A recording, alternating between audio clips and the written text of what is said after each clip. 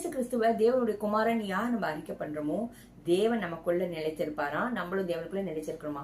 அப்படிப்பட்ட ஜனம் பாக்கியவான்கள், அப்படிப்பட்ட ஜனங்கள் பாக்கியவதிகள் இல்லைங்களா.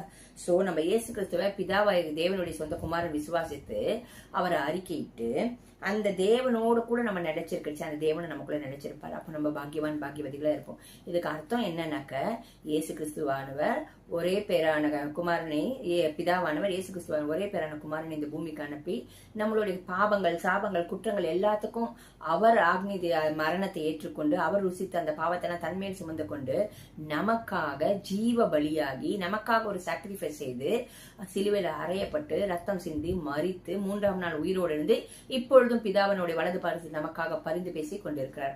அதை நம்ம விசுவாசிக்கச்சே நம்ம இயேசு கிறிஸ்துவ சொந்த ரட்சகராக ஏற்றுக்கொள்ளிச்சு நம்ம பாவங்கள்லாம் இயேசு ரத்தம் கழுவப்பட்டு இயேசு நமக்கு ரட்சிப்பு உண்டாகுது. தேவனுக்கு பிள்ளையா இருக்கிறோம், நம்ம தேவனுக்குள்ள இருப்போம், தேவன் நமக்குள்ள இருப்பார். அப்படிப்பட்ட ஜனம் நம்ம பாக்கியவான்களா இருப்போம். ஆமீன்.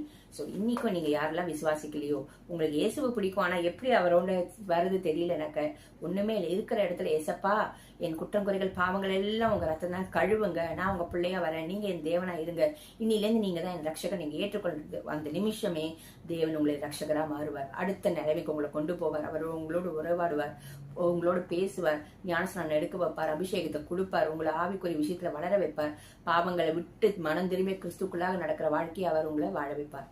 பிதாவாகிய குமாரன் இயேசு கிறிஸ்துவ